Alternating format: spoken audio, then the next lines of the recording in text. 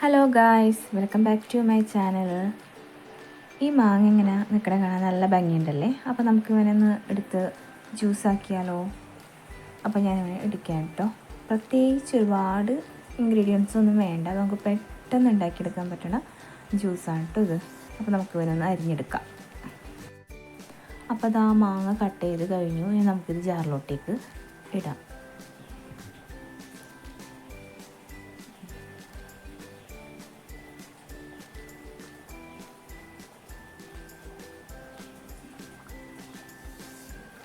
മാങ്ങ ഇട്ട് കഴിഞ്ഞ് നമുക്കൊരു കഷ്ണം ഇഞ്ചി ചതച്ചതും കൂടി ഇടാം. ഇഞ്ചി ഇടുമ്പോൾ നമ്മൾ പ്രത്യേകം ശ്രദ്ധിക്കണം, ഇങ്ങനെ വെറുതെ കഷ്ണാക്കി ഇടരുത്. നമ്മൾ ചതച്ച് തന്നെ ഇടണം, എന്നാൽ മാത്രമേ അതിൻ്റെ നീര് നമുക്ക് കിട്ടൂ. അതിനുശേഷം ഒരു കപ്പ് പഞ്ചസാരയും കൂടി ഇടാം.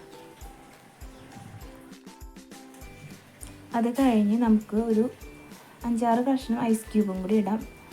വേണമെന്ന് വെച്ചാൽ കുറച്ച് വെള്ളം കൂടി ഇടാം.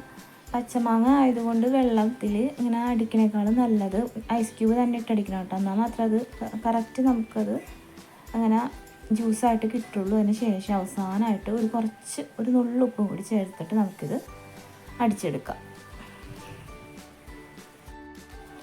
അപ്പോൾ അതാ ജ്യൂസ് അടിച്ച് കഴിഞ്ഞിട്ടുണ്ട്. നമുക്കിനി ഇതൊരു ഗ്ലാസ്സിലോട്ടേക്ക് ഒഴിക്കാം. കണ്ടില്ലേ, നല്ല തിക്കായിട്ട് കിട്ടിയിട്ടുണ്ട്. ഇത് അരിച്ചിട്ടൊന്നുമില്ല, ഡയറക്റ്റായിട്ട് ഞാൻ ജാറിൽ നിന്ന് ഗ്ലാസ്സിലോട്ടേക്ക് ഒഴിക്കുകയാണ്. പിന്നെ ജ്യൂസ് അടിക്കാനായിട്ട് പുളി ഇല്ലാത്ത പച്ചമാങ്ങ എടുക്കുകയാണെങ്കിൽ കുറച്ചും കൂടി നന്നായിട്ടിരിക്കും. പുളി ഉള്ളതാണെങ്കിൽ കുഴപ്പമൊന്നുമില്ല, അതിനനുസരിച്ചിട്ട് പഞ്ചസാര ഇട്ട് കൊടുത്താലും മതിയാവും. അപ്പോൾ നിങ്ങൾക്ക് എല്ലാവർക്കും ഇത് ഇഷ്ടപ്പെട്ടു എന്ന് കരുതുന്നു. നിങ്ങളെല്ലാവരും ട്രൈ ചെയ്ത് നോക്കാം. അപ്പോൾ മറ്റൊരു റെസിപ്പിയായിട്ട് വീണ്ടും കാണാം.